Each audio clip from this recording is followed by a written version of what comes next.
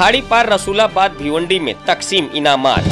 मोहम्मद तामीर अल्ताफ शेख उर्फ बाली का तलबा के लिए तरगीबी प्रोग्राम मुनक्किद।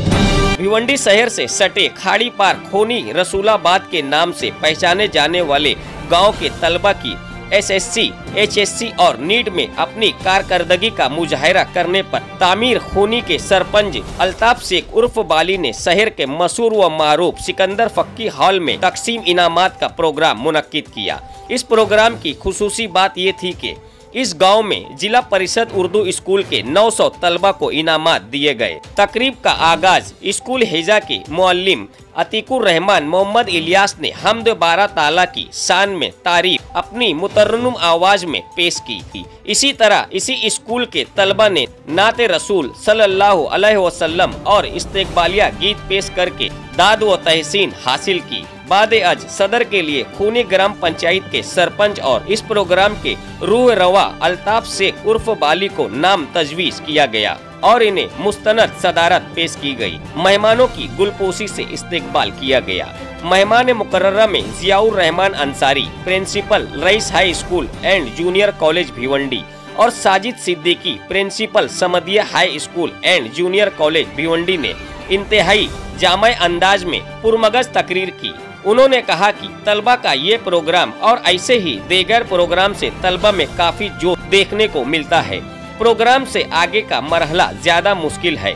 तलबा खास करके लड़के एसएससी या एचएससी के बाद किन ही वजूहात की बिना पर तालीम से किनारा कसी इख्तियार कर लेते हैं। इन्हें वापस लाना समाज में मुख्तलिफ सतह पर तामीरी काम करने वालों की है कि वो इनके मसाइल को समझकर जो हो सके ताउन करे और वापस स्कूल में दाखिला करवाएं। आगे ये तलबा खुद अपनी राह बना लेंगे। जिला परिषद उर्दू स्कूल खोनी गांव रसूलाबाद के 900 तलबा को इनाम तकसीम किए गए, जिसमें ब्याजी, कंपास बॉक्स और दीगर लुअज़मात आए हुए मेहमानों के दस्त मुबारक से दिए गए। जिन्नू पटेल, जियाउर रहमान अंसारी, साजिद सिद्दीकी, डॉक्टर कादिर, अयूब खान, एहसान शेख, फैयाज उर्फ एफटी, शकील अंसारी, रसूल खान, दानिश मधु, अशफाक पनवेलकर, जर्रार खरबे, जवाहर मंडल, महताब शेख, कयाम शेख, हबीब खान, साबिक काउंसलर तलहा मोमिन, नईम शेख, बाकर भाई और सारिका मैडम ने तलबा को इनामात से नवाजा। इसी तरह उन्होंने एसएससी, एचएससी और नीट इम्तिहान में बेहतरीन कारकर्दगी पेश की। उन्हें भी दीगर लुअज़मात देकर हौसला अफजाई की गई। सदारती खिताब में अल्ताफ शेख उर्फ बाली ने कहा कि मुकर्रिरीन ने जो तजवीज पेश की या मशवरा दिया, इस पर मैं और मेरे गांव के सरकर्दगा हजरात मुकम्मल ना सही किसी हद अमली जामा पहनाने की कोशिश करेंगे। इंशाअल्लाह ड्रॉप आउट होने वाले तलबा के मसाइल को समझने और हल करने की कोशिश की जाएगी।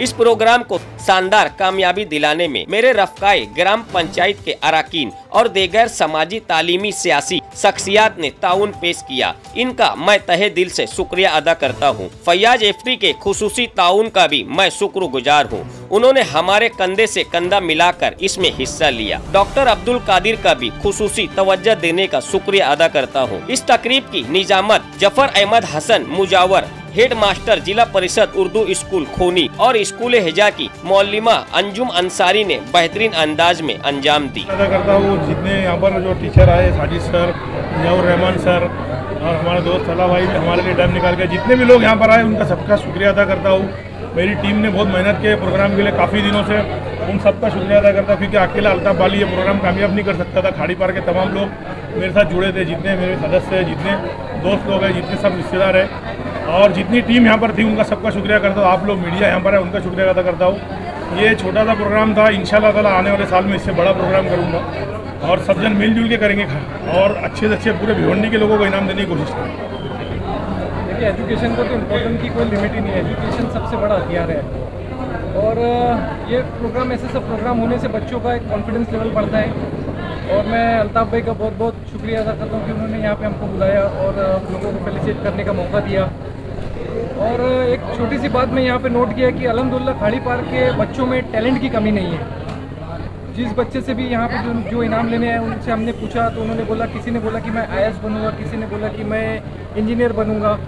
लेकिन हमको यहाँ पे एक गाइडेंस की उनको ज़रूरत है, और इंशाल्लाह गाइडेंस के लिए भी मैं अल्ताफ़ भाई को बोलूँगा कि एक आप प्रोग्राम रखिए और करियर गाइडेंस का एक प्रोग्राम करिए, ताकि बच्चों को उनकी दिशा दिखाई जाए। टैलेंट की तो अल्हम्दुलिल्लाह कोई कमी नहीं है, और वो दिन दूर नहीं, फिर यहाँ से इंशाल्लाह IPS और डॉक्टर्स यहाँ से निकलेंगे, वो दिन दूर नहीं है। यहाँ पे बच्चे जो आला तालीम जो हासिल की अच्छे नंबरों से आए, उनको आगे भविष्य में अगर कोई दिक्कत आती है उसके लिए आप किस तरह की सहायता करेंगे? उनके लिए हमारा पूरी टीम हमारी उनके लिए 24 घंटा तैयार रहेगी।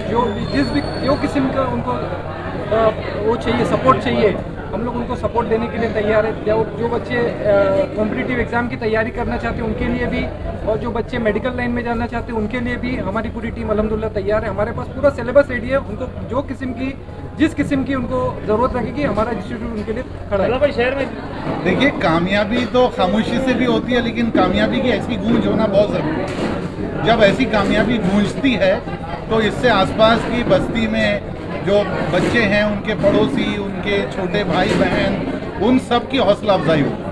तो आज जिन बच्चों को इनाम दिया, सिर्फ उनकी हौसला अफजाई नहीं हुई, मैं समझता हूँ कि खाड़ी पार के जो जितने बच्चे पढ़ रहे हैं सबको हौसला मिला है। बहुत बड़ी तादाद में छोटे छोटे बच्चे यहाँ पर आए थे, उनको हौसला मिला है। हम अंदाज़ा भी नहीं लगा सकते कि उन बच्चों ने कौन सी सोच अपने साथ में लेके गए हैं। बड़े बड़े नाम यहाँ पर पोस्ट के आए हैं। किसी ने कहा IPS ऑफिसर बनेगा, किसी ने कहा IAS ऑफिसर बनूंगा, किसी ने कहा पायलट बनूंगा।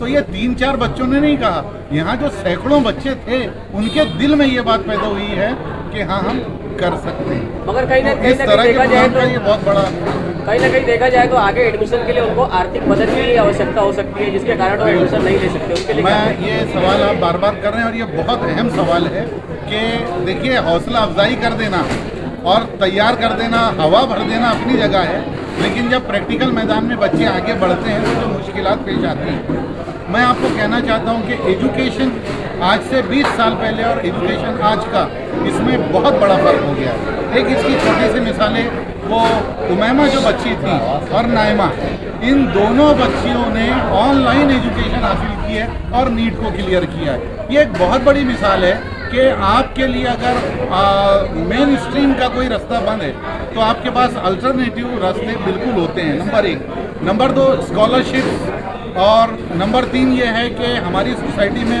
ऑर्गेनाइजेशन ऐसी ज़रूर हैं कि जिसकी वजह से हम ये कह सकते हैं कि पैसे की वजह से किसी बच्चे की तालीम नहीं रुकेगी। अल्हम्दुलिल्लाह लोग आगे आते हैं और मदद करते हैं। बिल्कुल, यहाँ पे कुछ सैकड़ों बच्चों को जो है यहाँ पे फेलिसिटेट किया गया, लेकिन कई हज़ारों बच्चे ऐसे हैं जो ड्रॉप आउट हो जाते हैं। तो उनको किस तरह से पूरे एक हम कहेंगे कि पूरा ग्रेजुएट तक के या डिग्री तक पहुँचाने के लिए किस तरह के काम या किस तरह की तंजीम चलाई जाए, ये ड्रॉप आउट रेट जो है कम हो। जी, ड्रॉप आउट का मसला बहुत संजीदा मसला है। 10वीं तक, 10वीं के बाद नहीं कह रहा हूँ मैं, पहला हिस्सा 10वीं तक, ये जिम्मेदारी स्कूल के हेडमास्टर और स्कूल के टीचर्स की है कि उनके स्कूल में पढ़ने वाला कोई भी बच्चा पढ़ाई के दौरान, यानी जब तक कि वो 15-16 साल का नहीं हो जाता और SSC निकल नहीं जाता, उस वक्त तक तो उसकी तालीम को यकीनी बनाएं। ये पहला मरहला है। उसके बाद अगर ये हिदायत उस स्कूल को मिलती है कि भाई हम इस बात को यकीनी बनाएंगे कि 10वीं के बाद भी हम हमारे बच्चों का 11वीं में, ITI में, डिप्लोमा में कहीं पे दाखिला करवा दें, तो इससे अच्छी कोई बात नहीं हो सकती। तो मैं पहला आपको जो मरहला कहता हूँ कि इसमें रिस्पॉन्सिबिलिटी कबूल करें सेकेंडरी स्कूल के हेडमास्टर्स और वहाँ के टीचर्स और वहाँ का मैनेजमेंट, कि हमारे स्कूल में पढ़ने वाले बच्चों की 10वीं के बाद की नैया वो पार लगाएंगे 10वीं तक। यही चीज़ आगे कंटिन्यू होनी चाहिए।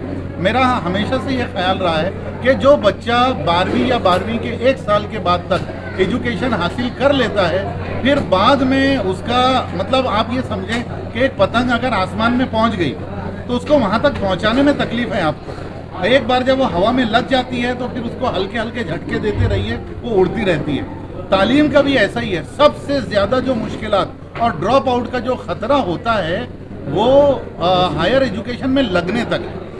अगर बच्चा हायर एजुकेशन में लग गया, ड्रॉप आउट ऐसा नहीं है कि उसके बाद नहीं होते, उसके बाद भी ड्रॉप आउट होते हैं, लेकिन ज़्यादा ड्रॉप आउट जो है हायर एजुकेशन से पहले के होते हैं, उसको रोकना ज़रूरी है। लेकिन जैसे जिया सर ने कहा कि जो ड्रॉप आउट्स का मसला है बहुत अहम मसला है और इसको बहुत संजीदगी से लेना है। और आप यकीन जानिए कि हम लोगों ने ख़ास तौर पर ड्रॉप आउट्स को रोकने के लिए खाड़ी पार में हम लोगों ने एक मेडिकल एजुकेशनल कैंप लगाया और उस कैंप में हमारे इंस्टीट्यूट के पूरे 300 असातिज़ा की टीम एक एक घर पे सर्वे की और सर्वे करने के बाद हमने ऐसे बहुत से टॉपर्स बच्चों को ढूंढ के निकाला और उनको निकालने के बाद अल्ताफ भाई के बैनर से हम लोगों ने उनको फ्री में एडमिशन लिया और बल्कि 100 रुपये में एडमिशन लिया। और जो स्कूलें उनसे करीब है उनसे भी हमने बात की कि अगर ये लोग उनको एडमिशन देते तो बहुत आसान हो जाएगा, क्योंकि ड्रॉप आउट्स का मसला अगर हम ख़त्म नहीं करते तो हम किसी भी सूरत में जो हमारा एम्स है कि हम तकरीबन तमाम बच्चों को जो तालीम देने का हमारा जो ख्वाब है वो मुकम्मल नहीं हो सकता। सबसे पहला मरहला जो ड्रॉप आउट्स का किसी भी सूरत में इसको ख़त्म करना है। अभी सर ने कहा कि असातिज़ा की जिम्मेदारी हेडमास्टर की, उनके साथ साथ पेरेंट्स की भी बहुत बड़ी जिम्मेदारी बन जाती है कि अपने किसी भी बच्चे को किसी भी मुश्किल वक्त में, चाहे उनके पास खाने को पैसा हो चाहे नहीं हो, लेकिन अगर ड्रॉप आउट्स का मसला है तो किसी न किसी तरीके से कोई ना कोई संस्था से अपने बच्चों की वो पढ़ाई की ज़रूरत को पूरा कर सकते हैं और उनको आसानी से रोक सकते हैं। ठीक।